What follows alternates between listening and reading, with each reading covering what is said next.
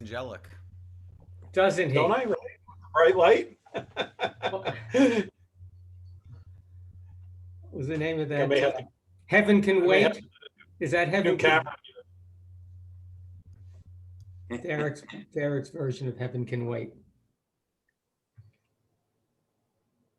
Derek reminds me of a famous football player, and I can't pinpoint who it is. Have anybody told you that, Derek? No. Thank you, though. I hope he was a good football player. Oh, he was one of the best. Good, and he's a handsome guy, Derek. Good. That's good to hear. Lots of love coming in through Facebook Live already, Dr. Lew. Good.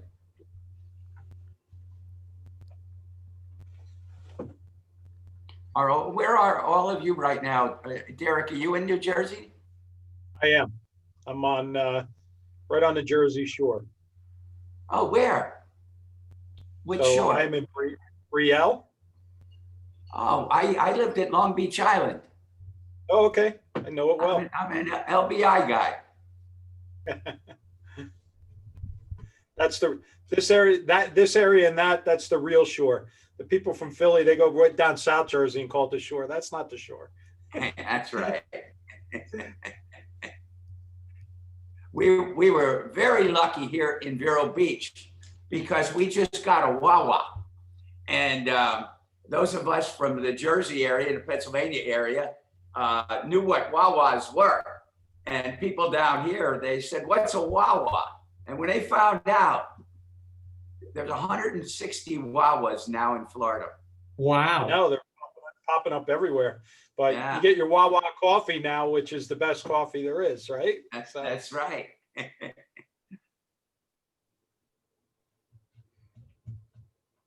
So this is one of Dr. Lew's books. It's a great one. Oh, you have the motivating team leader. I have, yeah, it's original. Thank you. That's It's like core values from Matrix. mm-hmm. Oh my Wow, God. that's great. You know, that book is still being used as a textbook in University of South Carolina. There are a couple schools that still use that. And This that is book a great initially book. came out in '85. This is a great book. I kid you not. There's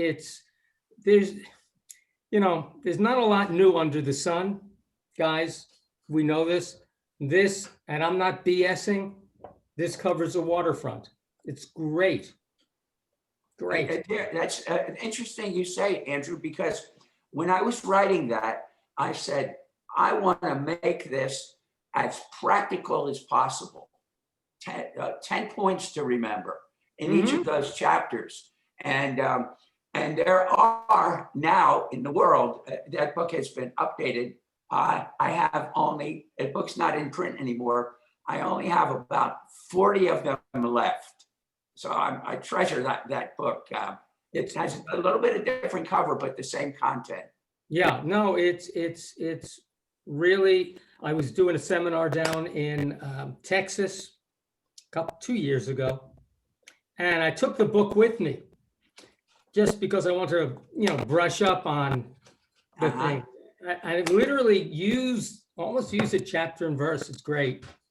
Oh, wow. That makes me feel good. Thank There you. you go. Patty Mead says, I have the original signed by you.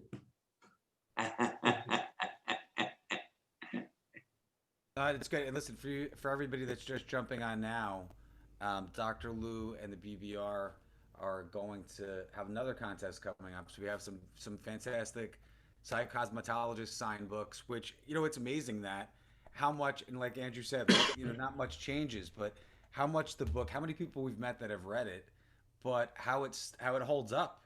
I mean, it doesn't even, it's just funny when there's not many books that hold up like movies and things like that, but the book is still super appropriate for things that go on day to day in the salon. So it's amazing and lots of love. Beth McLean just put in, she said she misses you and you made such an impact on her career and her life. She loves you, and a lot of love coming in on Facebook right now. So I'm sure we don't need to tell you that. I'm sure, on the other side of him, Andrew, of his wine rack that's there, he's got a stack of like Santa Claus letters of people that love him so much, Of course. They deliver. How often do they deliver the mail to you there at Vero Beach? It's like once a week. The postman comes in and he's like, "Man, this guy better give me a really nice holiday gift because this satchel I have to carry in with all these love letters to Dr. Lew." That's where my Wawa gift certificate comes in. Oh, and we should mention to everybody on that Dr. Lew now also works for Wawa. He's the spokesperson for Wawa, but only in the Florida area. He doesn't have the rights to New Jersey yet. But he's Actually, James, I work with the family that provides all of the meat for Wawa. All that meat you get, now like your subs that you get, I work with that family. That family's based in Reading, Pennsylvania. So that's true. I did get a plug in for them. Perfect. That's good. So, guys, are we ready to get started for episode number 69? What do you think? Sounds good to me. 202, good to go. Good. You got your clipboard today or no? You won't even believe it that they broke it. These animals. What kind of kids do you have? It's not even. My little Snapchatter is it's pumpkin season, so everything's pumpkin. So she's doing videos in the kitchen with pumpkin spice coffee stuff that you add in and creamers and everything, and it somehow the clapboard got damaged and no pumpkins were injured, but the clapboard was injured. But we'll just pretend that we have it this time.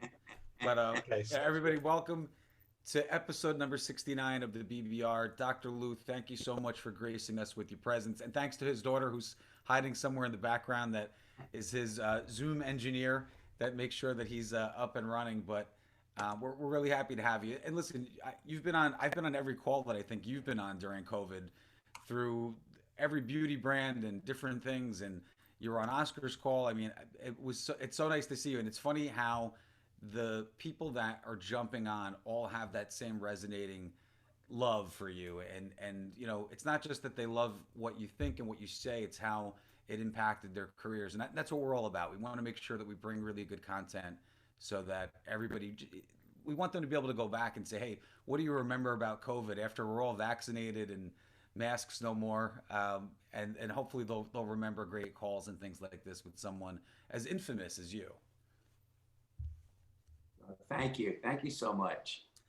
So the question of the day has to be, how did a psychologist get involved in the beauty industry? I mean, I know a lot of hairdressers, and obviously everyone knows that I don't do hair myself, and I know hairdressers wear a lot of hats. Sometimes you're the plumber, sometimes you're the electrician. There's a lot of different things. But until I read your book years ago, which, matter of fact, your book was gifted to me. We didn't even open our salon yet 8 years ago. I had gone to a class and someone had given me a copy as a gift. And you were the very first book that I read for the salon industry. My wife's been doing hair for 20, I won't tell you exactly how long, we'll say over 20 years, but you were the very first book that I had for the industry. But I'm dying to know, how does that work? How does a psychologist get into the beauty industry? Well, James, I had a private practice. I'm a psychotherapist, and I had a private practice in Reading, Pennsylvania. And at the same time, I was writing books on the topic of encouragement. Most of my earlier books were on the use of encouragement to bring out the best in people. And here I was working with a patient, encouraging her. And one day she came in and I gave her some advice. And she came back the following week and I said, did you follow my advice, Debbie? And she looked at me, she said, no, I didn't. I said, why not? And she said these words that changed my whole life. She said to me, well, I know you thought it would be a good idea, doctor, but I talked to my hairdresser about it. And she thought that would be stupid. So I listened to my hairdresser. I said, you listened to your hairdresser. about a personal problem. What is going on here? Well, all of a sudden, I found some connections of friends who were in the beauty industry, Raylon Beauty Supply. And I said, can you get me into some salons? I want to listen to the conversations between the stylist and the client. And James, I could not believe what I heard. They don't always talk about hair, I found out. I was in a salon and a woman talking to her hairdresser about an illness, talking to the hairdresser about divorcing their husband. They haven't told their husband yet. And I said, wow. So I, as a psychologist, asked myself the question, my God, imagine if hairdressers could learn the same skills of encouragement, because what we began to find out in the mid 80s was that more people were choosing their hairstylist for psychological reasons, for human reasons. My stylist understands me. My stylist is easy to be with. My stylist respects me. And then I asked, well, this is fascinating. Why do people trust their hairstylists? And I discovered 3 psychological reasons. First of all, they touch people. There are only 5 professions in the world that touch people: the doctor, the dentist, the nurse, the hairdresser, and the massage therapist. And I go, wow. And we know this, touch builds trust. The psychologist doesn't touch the patient. Touch builds trust. And incidentally, we know a touch with the situation today with social distancing. And later on today, we'll talk about the difference between social distancing and psychological distancing, which means just because you have to distance yourself physically, socially from the patient, from the client, that doesn't mean there are things you can do that can maintain that psychological closeness, which is treasured. But I said there were 3 things. First, touch. The second reason stylists are trusted so much is because the client sees them anywhere from 6 to 50 times a year, more frequently than most people see their relatives. And before every major emotional event in life, where are they? They're in the beauty salon. And wow, all this is going on in their life. And they're sharing things. They're growing up in that chair of the hairdressers every couple of weeks. The third reason is the hairdresser really has the skills and the tools to help people build confidence and courage and hope, and to change their self-image both physically and psychologically. Wow. And then I began asking myself the question, why do people come to the salon? Do they want hair color just because they want new color in their hair? Or do they want hair color because it will give them a new feeling inside themselves about themselves? That's a psychological reason. They began to think about all of the services and how, unless we impact the whole client, not just the physical client of the hair, but the whole client, we're not changing their life. Why? I ask hairstylists, if you see identical twins come into the salon, they have the same bone structure, facial features, hair texture, would you recommend the same look for both of them? Or would you want to talk to both of them to find out one is a bank teller and one is an artist? To add that into your consultation, the human factor of that individual, because these 2 identical twins could have 2 change comfort levels that vary from each other. And so Psy-Cosmetology was emerged.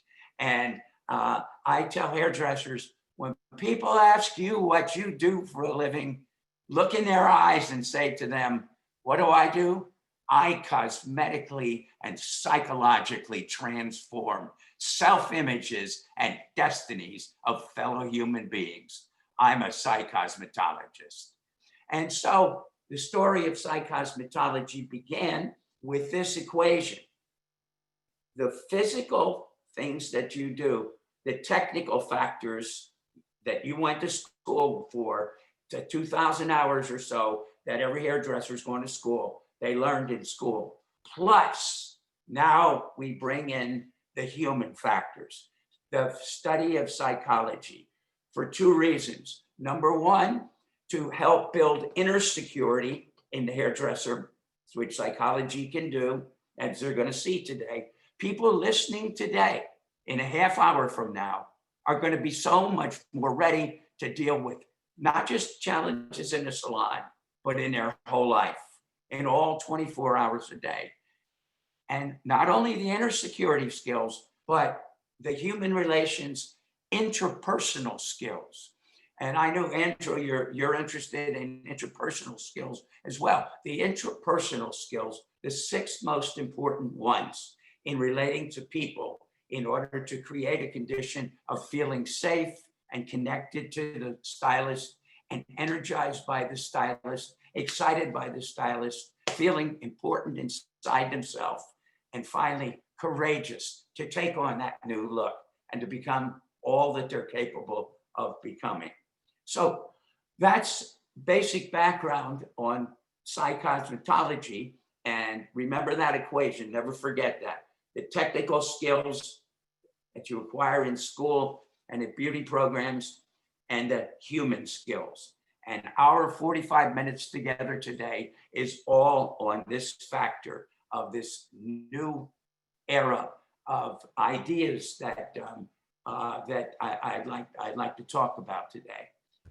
Did you have any question, or shall I continue? No, I actually have a question for you, Dr. Lew. I always felt, even from reading your book the first time, that it was intriguing, that the importance of what a hairstylist does. And I feel like most salons were closed for 3, if not 4 months during this time period. So of course your clients are texting and Facebook messages and all the love that went out from them because they missed you so much, and their roots definitely missed you more. But do you think that empowerment of realizing how important we were, because a lot of times most salons were forgotten by their states, right? We were sort of lumped into a new category called personal care services, where we're even still dealing with that now with capacity, where we don't even know what that means. Retail is at this percentage, restaurants are at this, and here we're sort of this hybrid where they never treated us like we were the medical field, even though we're probably safer. I mean, we've had clients that have come in over the last 121 days that have said, wow, I went to the dentist and I feel like you guys are safer than my dentist office. But, do you think that empowerment that stylists really were able to come back in and say, hey, we really are that important? It's not, it's something that we provide such a great service, but it's also where and when that service is performed. Absolutely, James. And James, for everyone listening, please listen to the next couple sentences, because this goes right to your point. As a psychotherapist, there's the most important interest I have with people is helping people to become less dependent on things in the environment for their emotional life. We call that, there's a word for that, extrinsic motivation. You're motivated because a pat and back. You're motivated because you're going to get this award, this plaque. You're motivated for these extrinsic things. The well-adjusted inner secure person finds that I need to develop that inside myself. I need to bring the dream within me. And how do I do that? Well, I first of all recognize that every time I wrote a book called "If It Weren't for You, We Could Get Along." In fact, this is the cover of two people pointing to each other. But the real meaning of this book cuts to the essence of everything in terms of human adjustment in life, whether one is a hairdresser or whether one is a fireman. How to stop blaming so you can start living. What did I find, James? Unhappy people are different than happy people in one major way. Unhappy people are spending their life building a list of things to blame to explain why they are unhappy. A guy said to me one time, "This weather makes me miserable." I said, "This weather doesn't even know your name." And unhappy people are looking for things to blame. Now, please, everybody, hear this next sentence. Every time I blame someone for how I am feeling, I am saying that that person is the determiner of how I feel. No wonder I'm anxious throughout life. No wonder I have fears. Because what I've done is I've set myself up to be a victim of the weather, of the traffic, of this, of that, of my in-laws. And as a result, I have to wait for other things outside of me to change in order for me to be happy and well-adjusted. We have to get rid of that. My mentor, psychologist Albert Ellis. Albert Ellis was the most important psychotherapist of the last century. He recently died. He said it's as simple as ABC. And A is an activating event. Something happens to us. Someone bumps the back of our car. That's an activating event. And C is our consequent emotion. That is the emotion we feel. In this case, maybe anger. Well, prior to Dr. Ellis, we believed A, the event, is what causes C, the anger. And Dr. Ellis said, no, it is not caused by A, because if 10,000 people all got hit by another car, would they all have an equal reaction? Well, no, some would pull out a shotgun. Some would say, are you okay? Okay, let's take care of this. Why? But, and then they emotionally walk away different. Because at B, between the activating event and between the consequent emotion is our belief about A, what we keep telling ourselves about the event. That is, in the end, what will be the determiner of my feelings, not the event. And I had I taught fifth grade one year, and two kids failed the test, Jimmy and Charlie. Jimmy got his failure. He said, I'm stupid, I'm worthless. I'm never gonna take a test again. Well, A, the activating event, the failure. B, what he told himself. And C, he created feelings of inadequacy. He created the feelings of inadequacy by how he viewed A. Well, Charlie, who was in the same classroom, failed the event too. And he looked up at me, he said, hey, Lew, he called me by my first name, this kid. He said, what's with Jimmy? I said, Jimmy's upset because he failed the test. Charlie looked at me, he said, I failed that test too. I said, I'm well aware of that, Charles. He said, but I didn't fail that test yesterday because of how Jimmy failed it. I said, why did you fail the test yesterday? This is the greatest answer I've ever heard in my life. He said, the only reason I failed the test yesterday is I didn't put the right answers in the right places. I said, what? He showed me the paper. He said, were the right answers in there? I said, no. He said, what if they would have been? I said, then you would have passed. He said, that's what I'm trying to tell you. Now, I look and I say the kinds of things that we're here talking about today. How many more years of life is Charlie going to give himself? Because he got it early in life. And I'd like everybody listening today to really walk away with this and to say, I got something here. This weather, the economic times, the COVID, everything out there is not going to determine my destiny.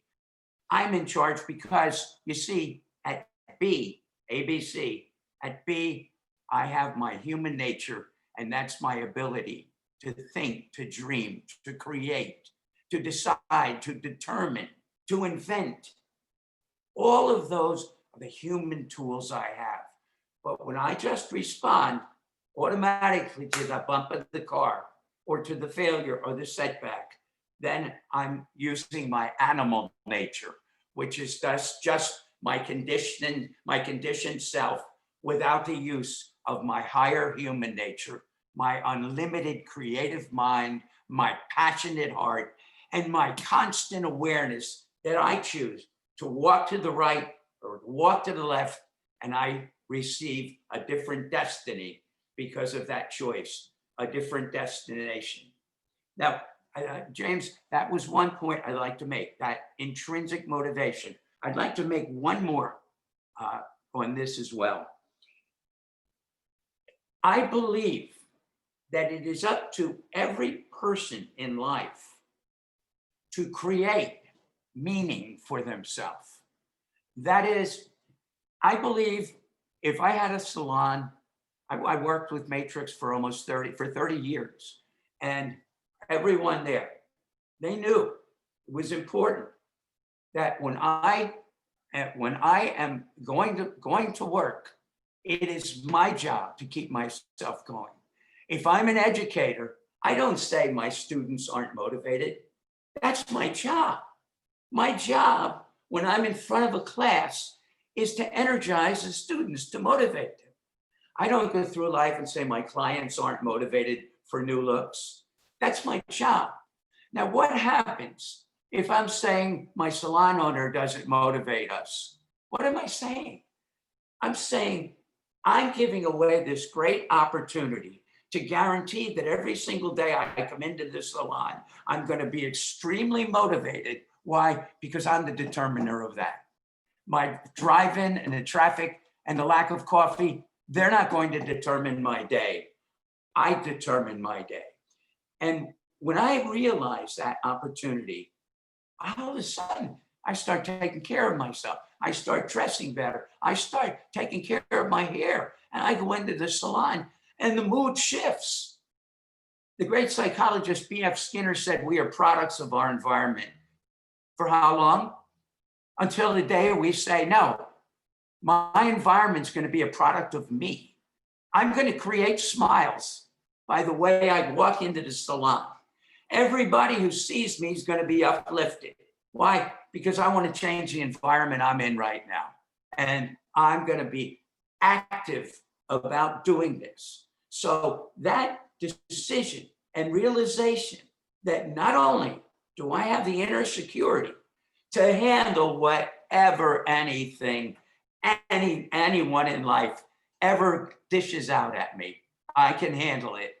Not only do I have the ability to do that, but I have the ability to create conditions in which I am motivated because I'm my own motivator. And if the music isn't playing out there in the external world, I can still dance even without the music. And Hey, so, Dr. Lew, let me ask you something. I'm sorry, you're on such a great topic. yeah, go ahead. Michelle had answered a question about, I think a few things you answered, but making adjustments. And, when we started this process in October of sort of seeing the light at the end of the tunnel and kind of keeping all these calls more on the positive and not so much on the technical, our good friends, Vanessa Rose and Mary Wilson were on, and they had a really good first call with that. And we talked about the mirror being a very mysterious thing where that energy is being bounced off and back to the stylist. So the negativity of the clients and things that may be going on, especially during COVID in their lives, what are some good things for them to pivot on to make that switch? So let's say they wake up and they say, hey, I'm going to dress for success today. I'm going to put smiles on faces. But halfway through the day, you start to get a little bit beat up and you're saying, hey, this is a 12-hour shift with the mask on and I'm lucky enough to get a few little breaks in between. But what are some things that they might be able to do from the psychology side, to some tools that they might be able to use? Well, I think one of the most important things is, I wrote in another one of my books, a book called On, that I wrote with Colin Walsh, A Brilliant Way to Live and to Work. And this is to realize it's every day I have the opportunity to reframe what I'm doing. In other words, to instead of what are you doing? I'm doing hair. What are you doing? I'm changing people's lives. This next person in my chair, I have the opportunity really to change her life because imagine if my life is tough. Imagine people who have no job who are coming into the salon to get their hair done. Imagine people who lost family members who are coming into the salon. I take my mind off myself and make this work in a salon, not my work life, but make it my life work. And to one by one with my clients, to treasure them, each one of them, to think about what I call a skill of specializing. And the skill of specializing is the ability to think of every client you see in a very special way. We've all known people who do that in life, and you've seen it. Someone comes into the salon and the stylist looks over and points over and he goes, almost like, you're the one I've been waiting for. I can't wait to see you. I love working with your hair. And to be able to make that individual important. And while I'm doing it, I'm seeing changes in their face and seeing changes in the way they look at themselves. Years ago, when I was writing books on encouragement, I asked a couple thousand people, who was the most encouraging person in your life? And what did they do that you thought was encouraging? And James, I get common answers. Over and over again, I would get this person, my most encouraging person in my life, believed in me. And oftentimes they would say, even more than I believed in myself. I'd hear, this person saw what was right with me, or not dwelling on what was wrong. This person respected me. This person listened to me. And all of a sudden, I saw about 10 common things. Now, to go to your question about how do I keep myself going, I keep myself going by realizing my impact on people, by reflecting back in lives of my clients, of whose hair I've done, special moments. I often, when I do my programs, I usually end with a song by Kenny Rogers called Through the Years. And in that song, I take hairstylists through the years of life. A child comes in for that first haircut where their hands are flying. They're afraid of the shears. And all of a sudden they start growing in the chair. They go to kindergarten. The hairstylist has been with them for 2.5, 3 years already. And they're off to kindergarten for their first day of school and proud of their hair. And the kindergarten teachers listening sometimes, the hairdressers sometimes listening, and the child's venting in the chair. I'm a little afraid about going there tomorrow. And they call the stylist by her first name. I'm a little bit afraid, Nancy. Hey, pat in the back, your teacher's gonna love you. Don't I love you? Bye, Nancy. I'm looking forward to school tomorrow. I can't wait to hear about it. Oh my God, are you kidding me? This stuff doesn't happen in a psychotherapist's office. Where do you get an opportunity if you can get joy from that? Now, if you can't get joy from that, then I think you're in the wrong profession, because that's a big part of the excitement and the motivation. And then they're in high school. They're sharing their first date, and the girl who's the stylist is working with her hair goes out to the Friday night football game, and she's the cheerleader, and the stylist is looking at that hair that she did, and then prom night, and then the high school graduation picture that goes into the yearbook, but will last for hundreds of years, is the work that you're doing now in this chair, in this June day here in your city. And your work lives on forever and ever and ever. The wedding day. And then the final day of laying the person to rest.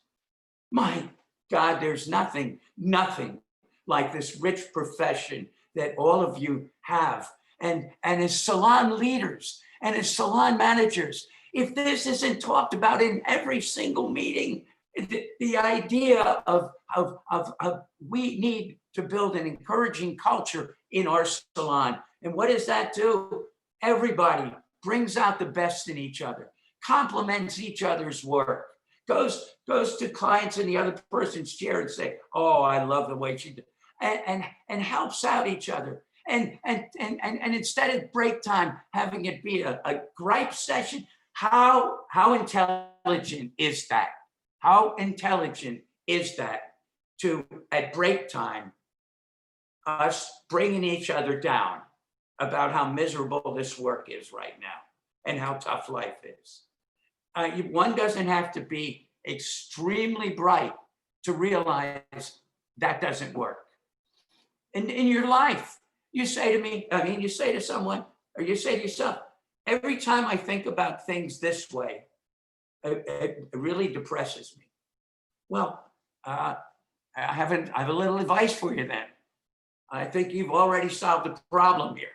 I wouldn't think about things this way. What's a better way of thinking about it? Why? Because it will be more effective for you to view your life this way than to view your life that way. What would be more effective for you? To believe that your challenges in your salon right now have an answer in your unlimited minds together as a team, or to operate out of the idea there's just no answer? Which will be more effective? The minute you start to believe that challenges have solutions, that's the minute the unlimited creative mind, conscious and subconscious especially, starts to find that solution. If we say there is no answer at that moment, we shut down the unlimited creative mind. The same way, James, with dealing with frustrations in life. I wrote a book with my wife called What Is. And in that book, we actually used our little daughter, the one who's helping us out now. Because when she was 3 years old, we came out of a TG Fridays, and they gave you balloons in those days. And we get out, and she gets out in the parking lot, and her balloon goes up in the air, and she starts screaming. So I sat her down on the curb right outside of Fridays, and I said, "Honey, it's no problem. We can go in and get another balloon. It's that simple. However, if you're going to need this particular balloon that's up there right now, then we're going to have a real problem. And this might be a problem that when you're 60 years old on the psychotherapist's couch, you haven't resolved." So we used that as the front cover. She was about 5 years old at the time. A balloon is leaving her like that. What is. As soon as something happens that you can't change, what is. Every moment that you spend, and get rid of the shoulds, the oughts, and the musts. There's not a single should in the world. Every time I say the word should in a sentence, right at that moment, I have produced misery for myself. I'm not aware of it, but I become aware of it, hopefully today. Every time I say the word should, I am saying some event in the world, whether it's the weather or whether it's anything in the world, the way a client treats me, didn't act the way I thought they should. Well, who am I? Why should people and things in the world act the way I want them to? Well, here's the problem we have. Most of us are a little self-centered. We think the universe revolves around us personally. We think events are arranged in the universe around us. Did you ever go into a bank and you get into the shortest line? What happens shortly? You get into that short line. The other line moves faster. How can that be every time? Very simple. When everyone in the bank saw it was you coming in, they all got together and said, "Okay, this is the one we want to hold up." That's how important we are. That's how important we are. And so I was talking to a guy. He said, every time I wait for a bus, no bus comes. I wait and I wait and I wait, no bus. Finally, I light up a cigarette. And what happens the minute I light up a cigarette? The bus comes every single time. I said, Tom, why are you so stupid? He said, what do you mean? I said, why do you wait so long to light up the cigarette? If it's the cigarette that brings the bus, because I'm that important. I'm in control of events in the universe. It rains because I wanted to go golfing. How much stress do I put on myself about nonsense? What is. And as soon as you get that, all of a sudden, your life has changed because you're now laughing at things that used to get you absolutely crazy because, again, we never got this in beauty school. We never got this in life. We just listened to our parents talk. We listened to 99% of the people are filled with shoulds and going through life with all of this self-created misery.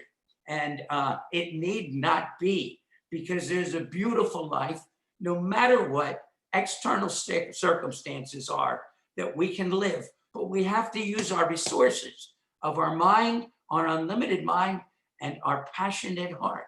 And always realize this, 7.5 of the 8 billion people living in the world today would do anything to be any one of us here today in life. And there's a lot of joy and appreciation for all of the things that we do have. To go back to the salon and say, man, I remember the day I got the call from the manager or the owner to come in for the interview. And then I went in, and I remember the day I got the job, and I walk in the first day looking at the chair I'll be working at, and you get the chills. Oh my God. And I look at my beauty school license. The state of New Jersey, the state of Pennsylvania, New York says that I have the ability to touch people, to make people beautiful, and to change their lives and their self-images. Oh my God, there's so much to be joyful about. And all this other stuff that we can't change, don't put your energies there. Put all of your energies in the resource of building, not blaming. Building not blaming your past. Use that same amount of time to build your future. Not blaming the client. Use that much time to understand them. This is another thing that's so much stress in life with people. Why is it? This one is pretty simple too. When person A speaks to person B and person B is listening, person B is doing one of two things. Either listening to judge, is she right or is she wrong, according to me? Or to understand. Let me try to understand her feelings. Judge or understand. The secret to all disharmony in relationships is if both parties, instead of trying to make their position more and more and more, start to break it down and say, let me listen for a half hour. You tell me everything until I really understood what you're saying and how you're feeling. And then you do the same for me.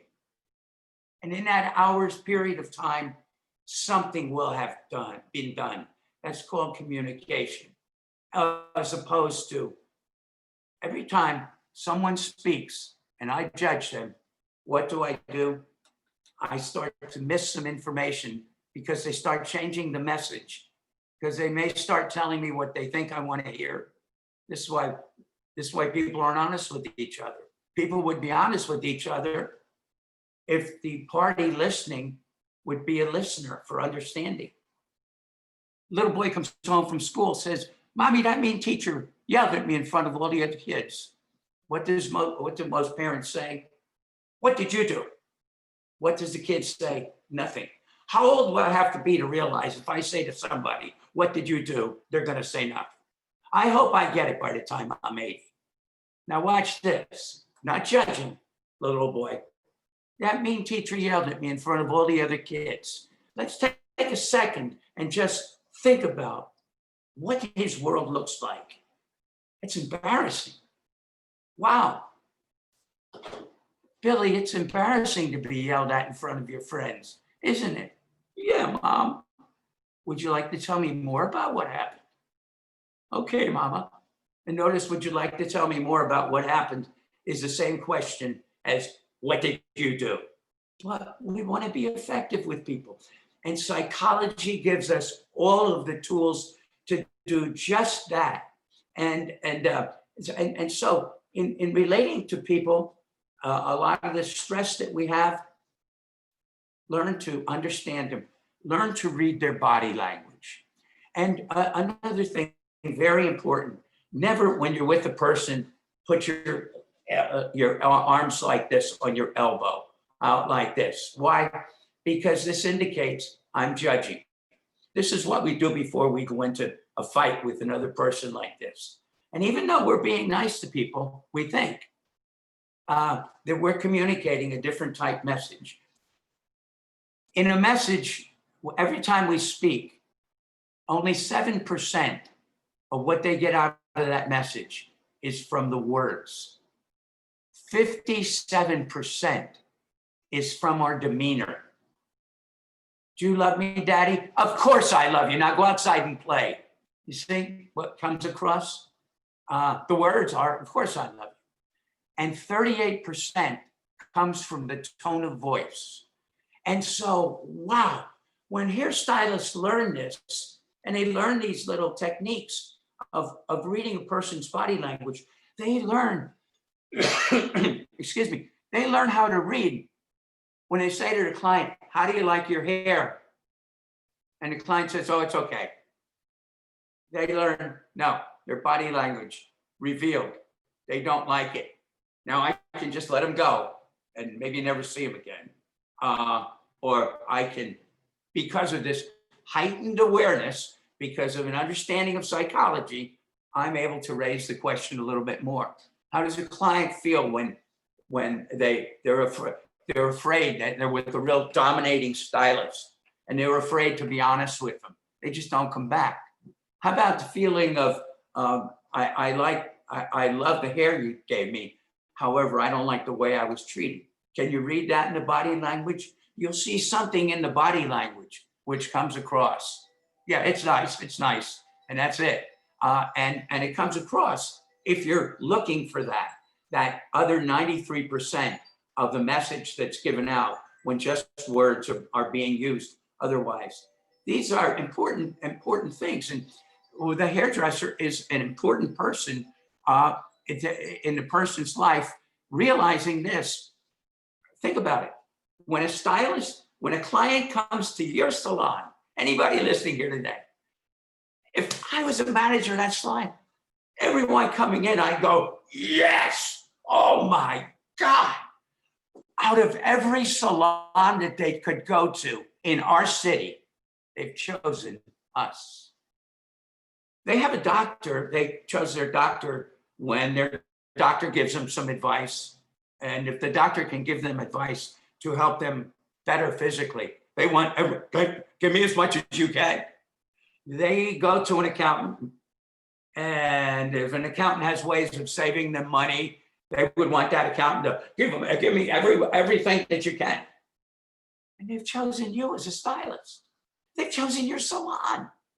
Already they're saying up front, look at how much respect I have that I'm going to put myself in your hands here in this salon. And that client probably hasn't gone to beauty school. That client probably hasn't gone to recent hair shows. That client doesn't have all that information that you as a stylist, especially in a well-educated salon like all of you are in, all that information that you have. See, as salon leaders, as a motivating team leader, Andrew, this is my job to emphasize, to build the confidence of the staff, to trust himself, to make a recommendation. This person wants the most from their doctor, the most from their accountant, from their dentist, and from you as well. And ask every client simple words. Would you like to look the absolute best you possibly can And I gotta believe 90% or better will say yes. My God. Then the stylist starts to dream. Well, wait a minute. You want to look the best that you possibly can. I have all these ideas. Let me share some of these ideas, just like your doctor would, your accountant would. And you might take them or not, just like from the doctor or from the accountant. But then we've grown in this relationship together, rather than just a trim, just a trim, just a trim, just a trim. We're growing together. We're growing together because why? The stylist had the most important human relation skill, empathy. What is empathy? Empathy is the ability to feel the feelings of the client, to see the world from their eyes, hear the world from their ears, feel the world from their heart. Plus, they knew them, you knew their hair, and you've been successful with them. There's one other thing I'd like to add here. Once again, from the field of psychology, it's called social comparison theory. Social comparison theory says, when people are in doubt about which emotion to experience, they look to others for the clue. Let me explain. The first time I ever flew in an airplane, in fact, it's the only way I've ever flown, from Philly to Miami, and the plane's bouncing. When my emotions aren't sure how to feel, I look around, especially to the flight attendant, the expert. And the flight attendant came walking down the aisle smiling. I took on her emotion because it was safe. When we go to a doctor and the doctor's reading the test results and we're watching him or her, we're watching her and she's making facial expressions as she's reading our test results. We're going, oh my God, what is this? We're picking up her clue because we're in a state of, I don't know how I should feel. In the salon, when you have that new product or that new service, and you're introducing that new product or that new service to the client, they don't know. They didn't go to beauty school. They didn't hear the presentation from the sales distributor. They didn't. They don't go to beauty shows. Your emotions, 7% of what you are saying to them about that product are the words, but your enthusiasm is what takes on the value. They will take on the enthusiasm and belief level that you have because they have no other stimulus to identify with that product. And so in this unbelievable relationship in which they've chosen to come to your salon, they're a captive client, they've been back time and time again, and they're very pleased. And you are the professional in their life. You're not the dentist, you're not the doctor. You're their cosmetologist, and your enthusiasm toward a product, because you know their hair, that's client's hair, better than the local drugstore knows its client's hair. And this is a real opportunity for your client. Don't let your client miss this opportunity. And that it starts with, first of all, as we went earlier in the program talked about, every day saying, when I go into the salon, it's my job to go in there to pick people up. I never want to wait in life for someone to come to a party to start to make it happen, because I'm going to be disappointed at a lot of parties. It's not beneficial for me to take a passive position in life like that. How do I become a leader? I become a leader by leading, by inspiring, by remembering social comparison theory. When I have a beauty salon meeting, a salon meeting with staff, my enthusiasm is going to be very, very important. Oh, we have this celebrate, and have those staff meetings be, I can't wait for the next one to be upbeat. I know we at Matrix, we had a beautiful run there in the 80s. We would, I mean, we then went on, we'd have every sales meeting, every meeting of our whole staff, and sometimes 2,000-3,000 sales consultants playing the Love Train. Remember the Love Train? And people dancing around the room. And one year actually having the singers of Love Train come in, and people hear Love Train. It was on everybody's phone. You called someone from there, you'd hear Love Train. There's something going on, and that's what happened. People are saying there's something going over there at that company. And that's where the excitement is. Make your salon be the place to be. Your change on the move.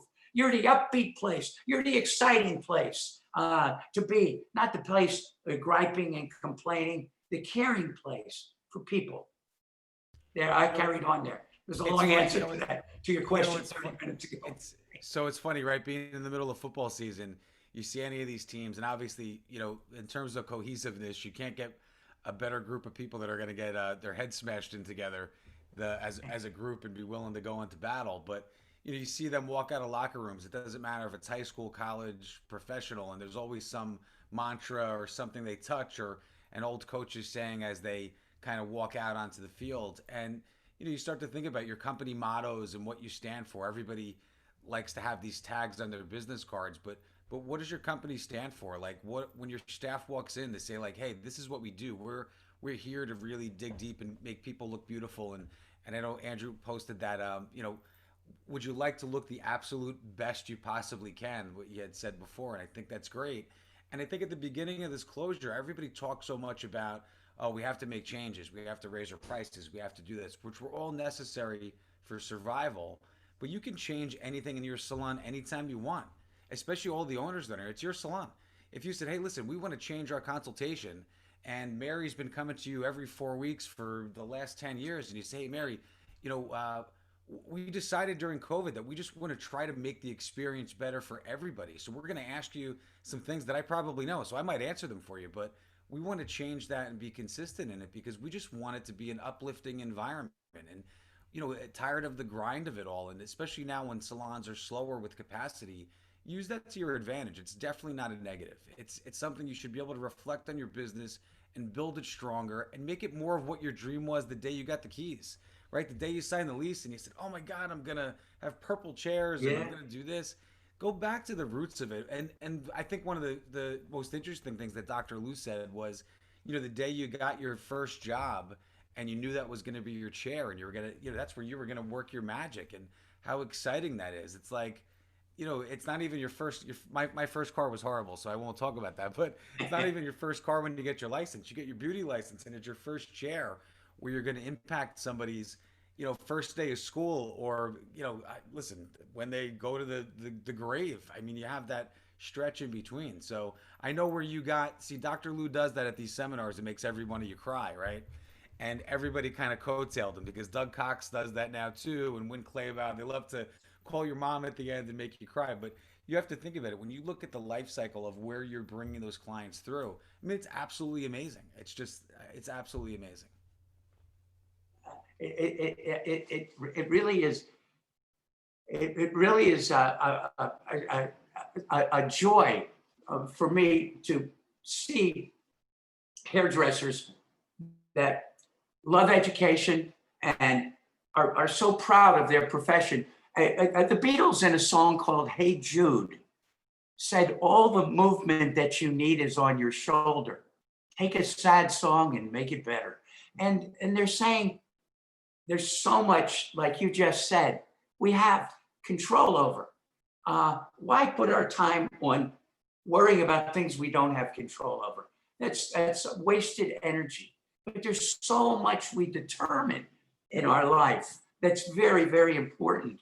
And just to have that awareness can change. I remember every time I'd go work in the East Coast, there'd be this girl named Joy from Baltimore. Well, Joy would be with her girlfriend, and she'd be up in the front row, taking out the cassettes and the thing. And years later, I saw her in Texas. I said, Joy, this is Joy? Yeah. I said, how are you? How the girls back in the salon? She said, well, I'm not there anymore. She said, I managed a salon, and now I have my own salon here in Houston. And I could see that. I could see that she just loved what she did. And she realized how important her work is. How important is anybody's work? It depends on how they view it. 3 men are out in the field tilling the soil. They asked the first man, what are you doing? He said, I'm tilling the soil. They asked the second man, what are you doing? He said, I'm earning a living. They asked the third man doing the same job, what are you doing? He said, I'm feeding my community. And you look at a lifetime of tilling the soil of 60 years. At the end of the 60 years, the first guy's hands are messed up and he wasted his life. The second guy, well, at least he provided for his family. And the third guy sitting back and just so proud of what he'd done during his life. It had nothing to do with what they'd done. It had everything to do with how they viewed it, how they saw it.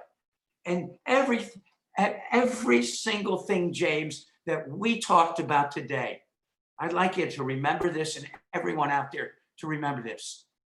Does not cost one single penny. Everything that we talked about does not cost one single penny. And it involves taking charge of your life, not just a third or half of your life in a salon, but the other 2/3 or other half of your life at home with your family, to be the upbeat person, to see what's right rather than what's wrong with people. You know, Dr. Lew, obviously lots of love all over the place on Facebook and in the Zoom, and everybody has very fond memories of you, which is always so nice. That's really neat, James. We appreciate the time that you had. Hopefully we can have you back at some point. I mean, gosh, it would be great to start off 2021 with the bang with Dr. Lew. I mean, man, if I could get you at my house on New Year's Eve, I would invite you over, even if I have to wrap you in plastic or whatever it is, something. But James, could I mention this? That if anybody is interested today, I'd like to offer this book. If it weren't for you, we could get along. Much of what we talked about today is in this book, How to Stop Blaming and Start Living. Plus this book that I wrote with Colin Walsh called On, A Brilliant Way to Live and Work. And most importantly, 3 hours of a DVD in color, 3 hours, 6 DVDs that you can play for your staff, and that they can learn how to build inner security. A lot of things we've talked about today. This is usually $150 on its own, but today I'd like to offer these 3. And if you'd like these 2 autographed, I'd love to. All for $90, including shipping. That's $190 for $90, including shipping. And all you have to do is text me at 610-334-1824. Text me or call me and just say, I'd like to order that. And I'll tell you how we go about it. Very simple. And we can make this happen very fast. And you can keep up to speed. This book, this DVD tape is called Attitude Modification. And this is the ultimate 3 hours of the role of attitude in our life and how we can change it, like some of the things we've talked about today. Okay? So Dr. Lew, the number again? 610 334 1824. 610-334-1824. That's great. And we'll post that in the video too as well, Dr. Lew. Absolutely. So Thank you guys so much. That. And Thank you for your enthusiasm for the profession, for the individuals out there. You're amazing. Truly an amazing human being. And we've posted a lot of contests. Obviously, like I said, we have some great signed books. The BBR sponsored for you guys from Dr. Lew. That, you know, the question actually changed, Dr. Lew, because him and I talked earlier this afternoon and yesterday. And I think now, I really want to know what are some of the things you guys are going to implement?